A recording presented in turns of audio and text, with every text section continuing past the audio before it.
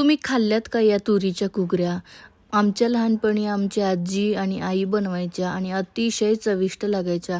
शेतातल्या तुरी राहायच्या आणि त्याचेही घुगऱ्या बनवायची. खूप मस्त लागायच्या. एक वेळेस नक्की ट्राय करून बघा. बाकीचे सगळे नाश्त्याचे पदार्थ फेल जातील, इतक्या भारी लागतात. तर आज आपण त्याच तुरीच्या घुगऱ्या बनवणार आहोत. तुरी ज्या आहेत त्या 7 ते 8 तास पाण्यामध्ये भिजत घातल्या आहेत. म्हणजे जर तुम्हाला सकाळी नाश्त्याला बनवायचं असेल तर रात्री तुरी भिजत घाला. नंतर त्यातलं पाणी काढून कुकरमध्ये टाकायचं. त्यामध्ये तुरी बुडतील इतकं पाणी, हळद आणि मीठ टाकून कुकरच्या एक 3 ते 4 शिट्ट्या आपल्याला करून घ्यायच्यात. तुरी एकदम छान मऊ शिजल्या पाहिजेत. हे बघा अशा प्रकारे किती मस्त मऊ शिजल्यात. मी ते 4 शिट्ट्या करून घेतल्या होत्या. आता या तुरींना आपण साईडला ठेवून देऊया. आता दुसरीकडे आपण फोडणी करूया. फोडणीसाठी गॅसवर एक कढई ठेवली आहे. त्यामध्ये 2 चमचे तेल टाकायचं. तेल चांगलं गरम झालं की यामध्ये जिरे आणि मोहरी टाकायची. जिरे मोहरी चांगली तडतडली पाहिजे. जिरे मोहरी तडतडली की यामध्ये आपल्याला टाकायचं आहे ठेचलेला भरपूर असा लसूण आणि कढीपत्ता टाकायचा. व्यवस्थित असं परतून घ्यायचं. लसणाचा थोडासा कच्चेपणा जाईपर्यंत परतायचा आहे. आता यामध्ये आपण टाकणार आहोत हिंग. हिंगाने या ज्या घुगऱ्या आहेत त्या पचायला हलक्या जातात, त्यामुळे हिंग आवर्जून टाका.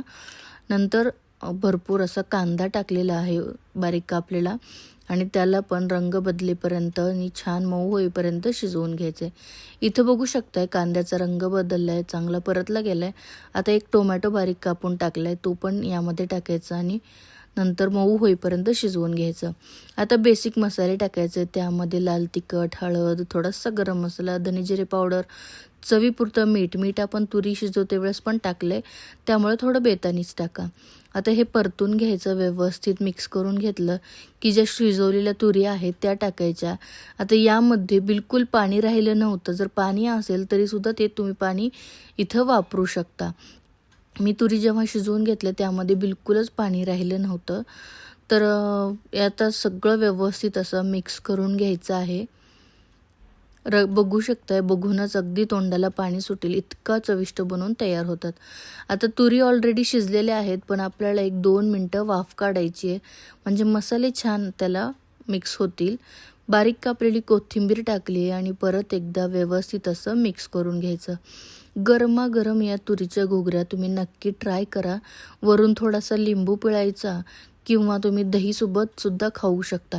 आणि हीच सेम तुम्ही घुगऱ्या ज्या आहेत त्या चपाती भाकरीसोबत सुद्धा खायला खूप मस्त लागतात. नक्कीच ट्राय करून बघा. तुम्हाला आपली आजची ही रेसिपी कशी वाटली ते कमेंट करून सांगा. जर तुम्ही तुमच्या लहानपणी ह्या तुरीच्या घुगऱ्या खाल्ल्या असतील तर कोणाच्या हातच्या खाल्ल्या त्याही कमेंट करून सांगा.